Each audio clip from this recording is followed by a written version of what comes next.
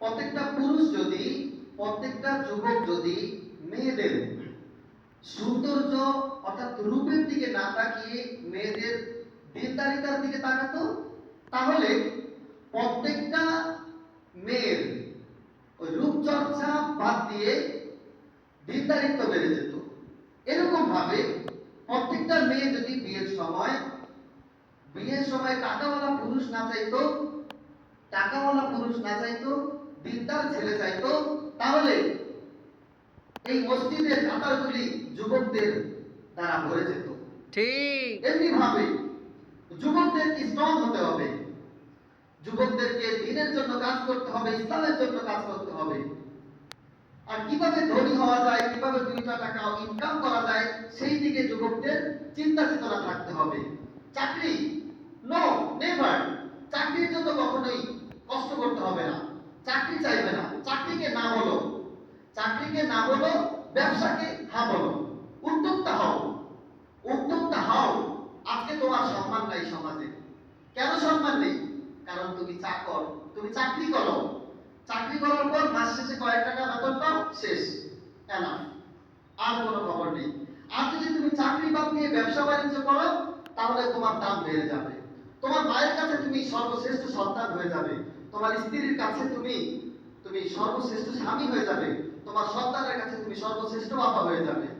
এর জন্যই তুমি চাকরি বাদ দিয়ে ব্যবসার দিকে তোমার মনোযোগ দিতে হবে, উদ্যোক্তা হতে হবে।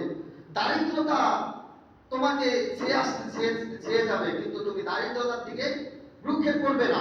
তুমি যখন ব্যবসা করবে তখন তুমি আস্তে আস্তে বড়লোক হতে পারবে। কারণ রাসূলুল্লাহ সাল্লাল্লাহু আলাইহি ওয়াসাল্লাম বলেছেন, লাইসাল গিনা লিমান ইত্তাকাল্লাহ আযজা ওয়া জাল।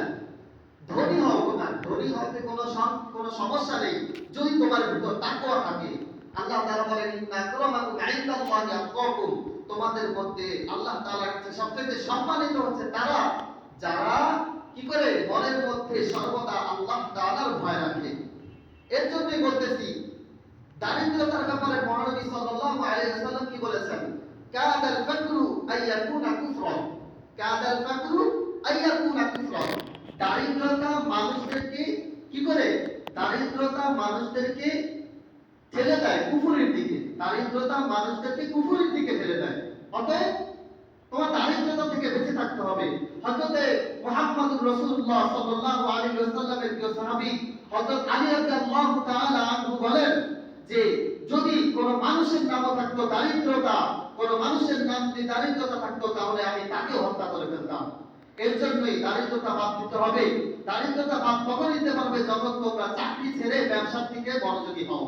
এর জন্যই বলতেছে, এখন সময় আছে যুবক, যদি মায়ের উত্তম সন্তান হতে চাও, বাবার উত্তম সন্তান হতে চাও, স্ত্রীর ভালো স্বামী হতে চাও, সন্তানের যদি ভালো পিতা হতে চাও, জীবনে যদি কিছু একটা করতে চাও, সকলের কাছে সম্মানিত হতে চাও, তাহলে তুমি কি করো? ব্যবসা করো।